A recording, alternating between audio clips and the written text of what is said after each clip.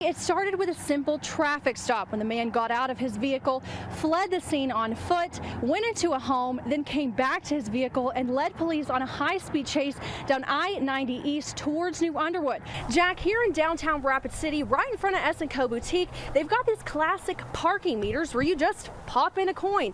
But these could be a thing of the past with a new parking meter ordinance. I've got Nick.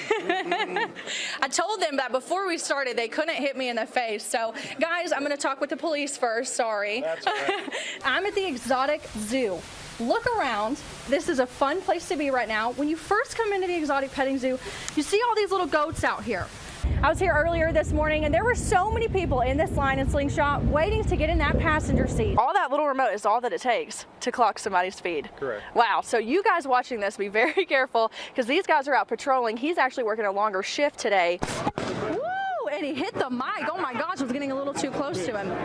Well, Nick, I'm going to attempt not to get a black eye when I come back to the station. Nick, I don't know about you, but I vote we take off this weekend next year. We're going to hang out with these guys. I'm up for it if you are. This home sits right outside of Kyle, South Dakota. You can see floodwaters have completely demolished the only road that takes this family into town. Tribal leaders are having to step up to make sure that those who are stranded are taken care of. We've either had to use four-wheel drive pickups, all-terrain vehicles. We've even had to fly some food and water into places that have been flooded out or their roads have been caved in. The blizzard only a few weeks ago left piles of snow on roads, but now a spring thaw has left rushing water in its place, leaving hundreds of people isolated in their homes. One woman lives 3 miles east of Kyle. With a flooded driveway, her family has to park a car on the road and walk through the water and mud in order to drive into town. The ruts are, I bet you, a foot deep.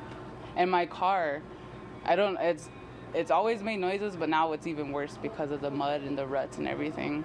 Last week, a water main broke outside of Kyle, leaving hundreds of homes without running water on top of the ongoing flooding. For the past week, bottled water has been flying off the shelves at the only full grocery store in Kyle.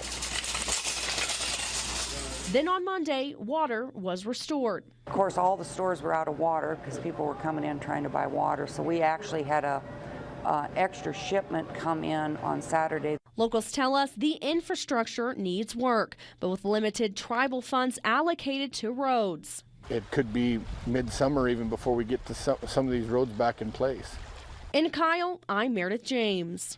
Sitting in his hospital bed, Liam wasn't expecting anything special on a Wednesday, but nurses at Rapid City Regional Hospital had a surprise. The day can get so long here when they are confined to their room, and to be able to take out an activity book and play with stickers and draw on a coloring page, like it can change the whole outcome for that child's day. Once a year, a national company ships boxes of toys to the hospital. The 10-year partnership means dozens of kids get a little something to look forward to while confined to a hospital room. The presents create a bonding opportunity with the nurses and doctors who can often be seen as the bad guys, only showing up for painful procedures. They will have that little doll sitting next to them in bed and they're playing with it. They could care less what we are doing when we're in the room. And for us as a nurse to be able to take that fear away from that child and see us as somebody that is there to help them, that can make the whole difference for that child. The room I'm standing in is any child's dream, with toys ranging from Lilo and Stitch to Frozen and even Spider-Man. But for one patient, his favorite movie is Star Wars, and that's the toy that he got. I love Star Wars. what that was. And are you excited to go home and play with your new toy? Yes. Yes. For kids like Layton and Liam, a new toy during a tough time is enough to brighten the halls of the pediatric unit for days to come. In Rapid City, Meredith James, COTA Territory News. Thank you. Cool. You're welcome.